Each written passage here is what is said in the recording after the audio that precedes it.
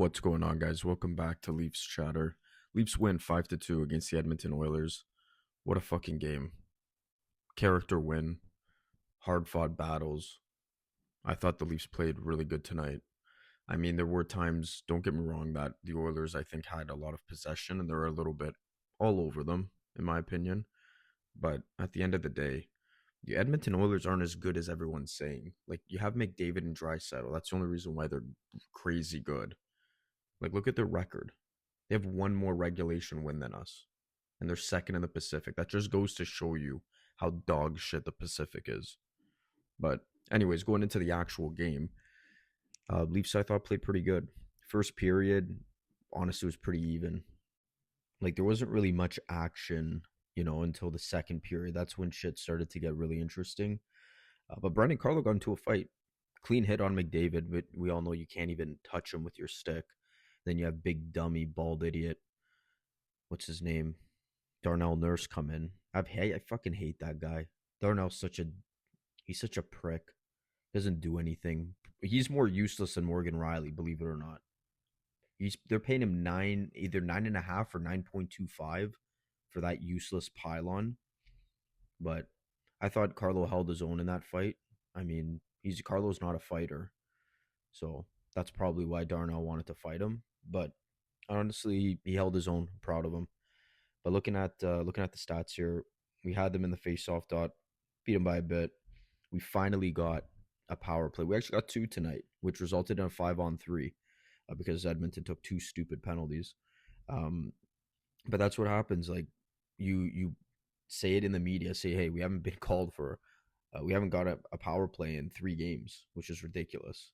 And you finally get one. You actually get two, and we capitalized on both of them. So overall, I mean, you could look at the shot chart all you want. I thought the Leafs were up there with Edmonton tonight, and they obviously were because they won. Looking at Stolarz, I thought he played amazing. I thought Ingram made some decent saves too. Not to shit on Ingram or anything there, but I thought he played okay. But there were some ones that I'm sure he would have liked to have back. But at the end of the day, like most of the goals were a little bit tougher for him to save. But that's where you need a big save out of a goalie. And I thought Stolarz played fucking unreal tonight. He played insane. He made some big stops on some really good players. Nothing but good things to say. Looking at the goals here, though, Michelli had this kid's been on a heater. If you're gonna fucking trade this guy, you trade him now. You trade this kid now. He had 2 goals tonight. So the first one was a shot by McCabe, beautiful tip by Michelli.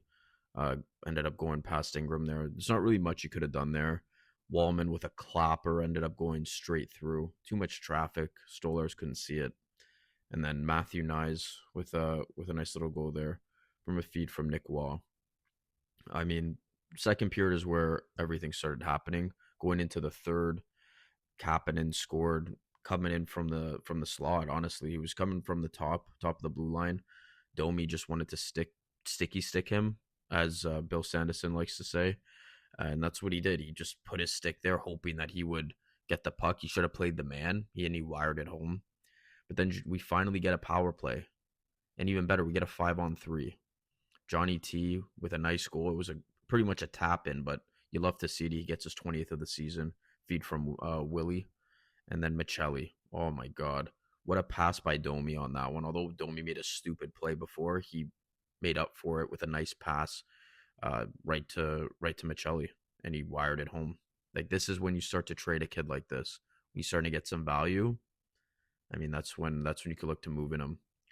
And then Bobby McMann to close it off at the end. He had a great game all night. He was hitting everything. I think he really wants to go to Edmonton. So he was playing really good all night, laying some big hits. He didn't care who it was. He was just laying his body. I think Bobby's one of those pieces where you ask him if he's open to signing for a cheaper deal or at least a team friendly deal, and maybe you give him term for some security. And if he says yes, you do it. If not, you trade him. Not a big deal. But looking at it here, we could just go through the stats quickly. Michelli had 2 goals. He was your number one star tonight. Nice had a good game, goal and assist. I think this break's going to be good for him. He can heal up because he's definitely battling something. Johnny again gets his 20th of the season. I just caught him in fantasy in a trade, so happy about that. Yeah, like everyone else did pretty decent today. Again, I thought Domi made a stupid play resulting in a goal. I mean, he was a -1, so that is what it is. But he made a good play to Michelli. And OEL, although he was a -2, I thought he played really good tonight. Carlo probably had one of his better games, I think. Especially the fight, that was huge. You're always going to get brownie points with me if you get into a scrap. And I thought Lawton played really good, and Chief was using him right. He was using him in defensive situations. We had the lead. They put him in, and he. Why do you think we won? Because you have defensively sound players in there. You play him, you play Waugh, you play Lorentz. Like those guys are usually pretty solid. Although Lorentz did catch a dash, it is what it is. I thought he played okay. Stetcher in his game back, I thought he played all right. Coughed up the puck a little bit, but I mean, overall, I thought his compete level was high.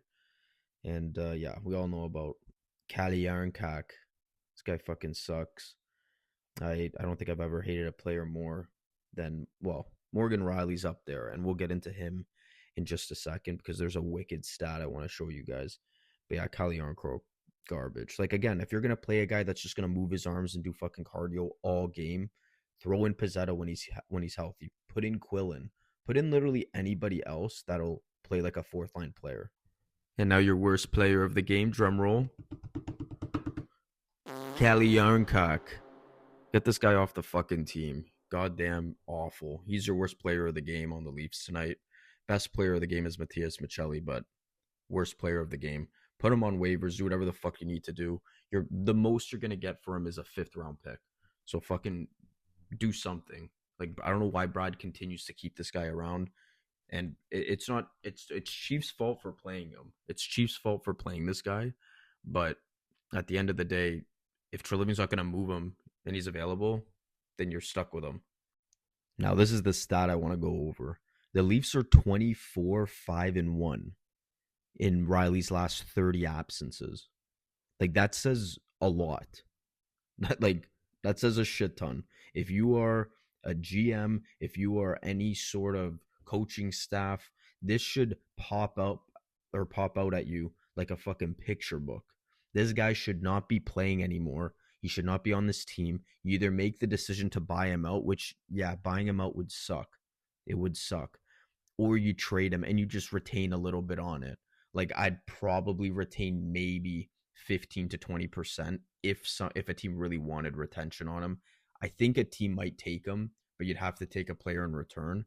But let's just be honest. I would take any player in return for him. But they better figure out something, and I swear to God, they better not bring him back into the lineup when he's healthy again. I mean, unless somebody gets injured, but even if somebody does, I'd rather have anybody else in the lineup than him. He does not deserve to be in the lineup. He is a defensive liability. We've seen it now. Well, we've seen it even well beforehand, but this is just a clear statistic. And OEL was quarterbacking the power play, and they got 2 goals. He got an assist on one of them. So that should say enough. But yeah, overall though, I'm happy with how the boys have been playing. Do I think they're gonna make playoffs? I mean, if they keep playing like this, yeah. But I mean, I'm not that hopeful as some other people.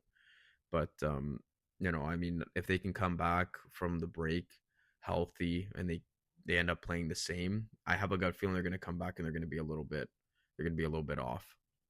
I know every team is gonna be like that, but on this stretch, it's whoever can come back from the Olympic break and continue where they left off and not be behind. Those are the teams that are going to thrive. So I hope that we're one of them. But if we come out flat-footed for like the first 5 to 6 games, we're fucked. So we'll see what happens. But that's it for this one though, guys. Thanks for tuning in. Like, comment, subscribe, share, and I'll see you in the next one. Peace.